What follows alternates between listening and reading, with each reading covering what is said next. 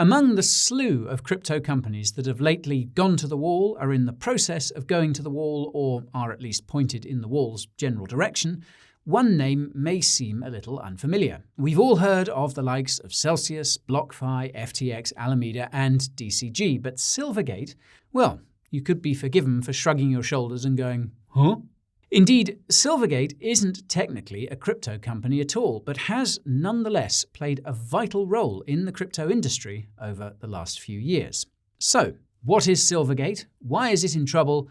And should we be worried? Well, first things first, Silvergate is a bank.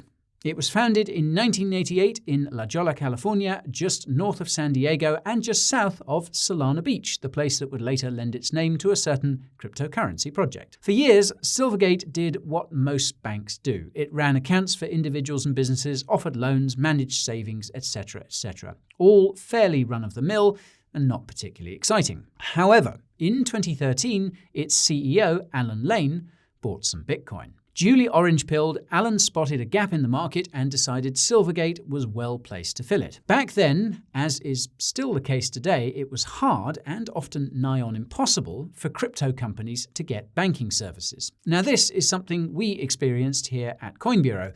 Even though we're not a crypto company per se, as we only report on what happens in the industry, we were unable to get banking services in the UK. It's one of the reasons we moved our offices out here to the UAE. And well, if it was hard for us, imagine what getting banking must be like for something like a crypto exchange, for instance. Now, the reasons for this reluctance on the part of banks are not exactly hard to fathom. They feel threatened by the emergence of cryptocurrency, consider the whole thing to be too risky, or are put off touching crypto clients by governments and financial regulators. A lack of clear regulation of the sector, then as now, is a big contributing factor, of course, leaving most banks unwilling to take the risk.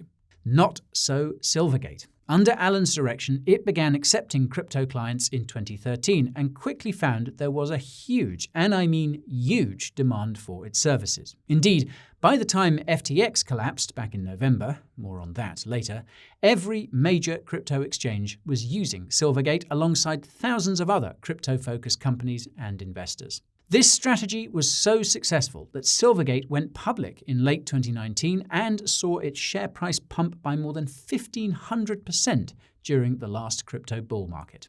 Silvergate was, it's fair to say, making a huge amount of money. And it didn't stop there.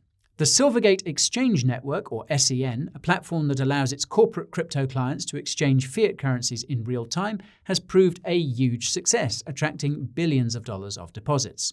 Silvergate has also issued Bitcoin-backed loans to the likes of MicroStrategy and Marathon Digital, and paid $196 million last year to acquire the tech behind Meta's aborted Diem project as part of an attempt to launch its own stablecoin. Talk about diving into crypto with both feet. And then came the big FTX blowup. FTX was naturally a client of Silvergate, and that exposure means the bank is now feeling the full effects of the crypto winter SBF & Co. have helped unleash. In recent weeks, it's been one bit of bad news after another for the so-called crypto bank. Over $8 billion of withdrawals, a plunge in its share price, having to lay off 40% of its staff, a downgrading of its debt to junk status by Moody's, an almost 70% drop in deposits, and the apparent wiping out of all its profits since 2013. Ironically enough, the year it started dabbling in crypto. And on top of all of this, Silvergate is now being investigated by authorities in the US over its links to FTX and Alameda. There is the uncomfortable fact that FTX user funds were transferred to Alameda via Silvergate, and the bank will doubtless be asked to explain why this was allowed to happen. It's already facing at least one lawsuit from disgruntled FTX users, and more could be on their way before too long. Alan & Co. could, in short, be forgiven for wondering why they ever got involved with crypto in the first place. So, what does this all mean for Silvergate and for crypto more broadly? Well, despite being forced to sell assets and lay off staff, the bank has so far managed to honour all withdrawal requests and remain solvent. According to the Wall Street Journal, quote, Silvergate was able to survive such a steep decline in deposits because it isn't structured like most banks. It's sold off much of its traditional banking operations and branches to focus on providing bank accounts to crypto exchanges and investors. Crypto-related deposits account for some 90% of the bank's total, and it keeps almost all of its deposits in cash or easy-to-sell securities. So, it appears that Silvergate was not only well capitalized, but that most of the assets backing its deposits were highly liquid, meaning they could be easily sold to cover withdrawals. That selling incurred a steep loss, but it seems to have helped keep the show on the road. And as we've seen with many of last year's crypto company meltdowns, liquidity, or to be accurate, a lack thereof, has often been a big part of the problem when a bank run has gotten going. The stablecoin project that was to be powered by the DM technology, however, looks dead in the water, with the almost $200 million spent on it apparently having been written down.